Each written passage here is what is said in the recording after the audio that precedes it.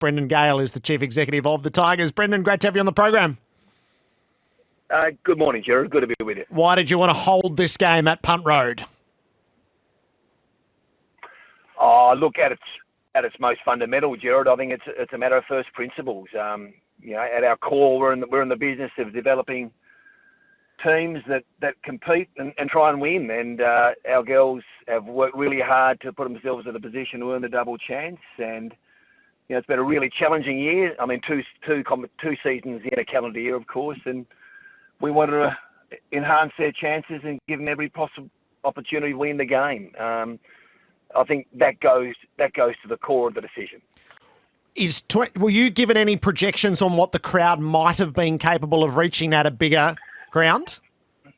It's not a perfect science, Jared. But look, we'd expect to have more than that. It'd be fair to say. I think, we played North most recently. It was only a couple of weeks ago at Arden Street, and that was a game with big stakes involved, obviously.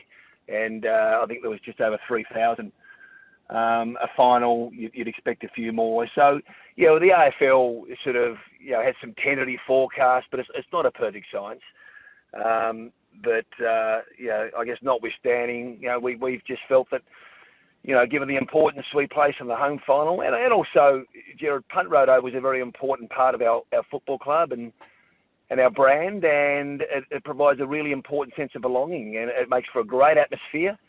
It will be a fantastic atmosphere. It delivers a level of, I guess, intimacy that allows us to present games in a different way. So we think it's going to be an exciting atmosphere. I think there's a degree of mirth around this. Does it open you to the charge of hypocrisy that, having been an advocate of maximising crowds at such moments in the men's, that the priority now is to protect the home ground for the women?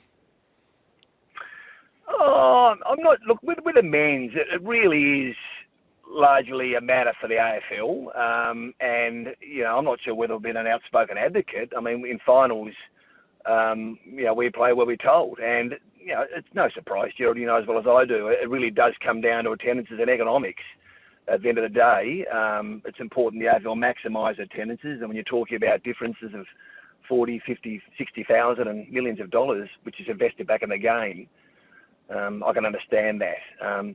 It's a matter of degree. I mean, there are no perfect decisions in football, Jared. It's a fool's gold, and we've got to make the right decisions. And we just think, in the circumstances, given what I've discussed, this is the right decision, for the Richmond Football Club. It's probably fair to say. But, it's our job to represent the interests of the Richmond Footy Club as best we can. Was there advocacy from North Melbourne, do you know, to have it moved elsewhere? Not that I'm aware of, Jared, no. Look, we had some discussions over the weekend with the AFL, and, it was a fairly balanced view from them. They've got principles around the game they need to observe, like integrity and home advantage, but clearly there's elements that want to maximise attendances as well. So, but in terms of the North's involvement, I'm not sure. So are we probably talking maximum a couple of thousand people at, gold coin a throw? Yeah, I think that would be extreme. I think, Jared.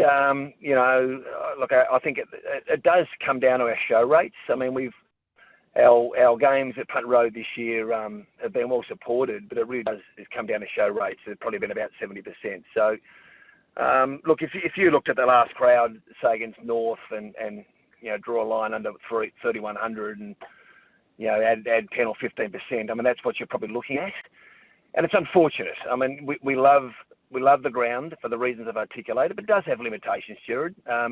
We acknowledge that, and that's why we're very committed to delivering the redevelopment of Punt Road. It's a $76 million project over the next few years, which will increase capacity to about 8,000, and it will be an incredible location and venue for football of all types, really.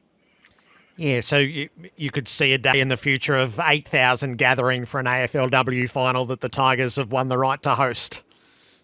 Oh, no doubt. And look, it just gets better and better. the football gets better, the athletes are getting better. There's more interest in the game. There's more passion in the game. Hence, we're having this discussion right now. Channel 7 are doing a wonderful job in broadcasting it and showcasing it. And I might add, it's free to air on Channel 7 on Saturday for those who are unable to make it. But it's growing, and we're really proud of our team. We're really proud of our athletes. And as I said before, it's been a really challenging year for them. 2 seasons in a year, and we want to respect their effort by giving them every opportunity to win. Because at the end of the day, they want to win, Jared. They want to win, and we want to give them every opportunity to do that. Might it have been a Friday night time slot, Brendan? The 2 games on a Saturday, we seem to have left our marquee slot open. It's a fair point, Jared. Look, I wasn't privy to any discussions around the actual slot. It was just about the venue. The AFL canvassed our views on the venue, and we took it away. We gave it some consideration. We considered all the different angles, and we landed a spot we thought was right. It's not the perfect answer, but it's right. But as comes to the actual slot and what's going around in the precinct at the same time, I wasn't privy to those discussions. What does the ticket allocation look like for an AFLW final, Brendan? So is there an equal share North Richmond? How does it work? Yeah, it is. So we had a 2-hour window for competing clubs yesterday. So for members, we had a 2-hour window where members can get in and have preferential access. So I think there was just under 1,000 of our members took advantage of that. And, I'd imagine the Kangaroos have similar numbers. And once that expires, then they go on public sale. So having said that, Jared, the turnaround was pretty tight. Yep. Which presents its own challenges, you'd understand. So that's how the allocation works, and it's sold out up to the capacity. Do you reckon there might be a few standing around outside the fence, peering in? Well, there always is for open training, and I mean one of the great things about Punter Road we love is its visibility, and ordinarily its accessibility. And right now it has its limitations, but when we complete the work we've committed to doing, this is just going to amplify that access and that visibility, not just for Richmond supporters, but for all football supporters, because we truly believe there can be a great central venue that can showcase this type of football.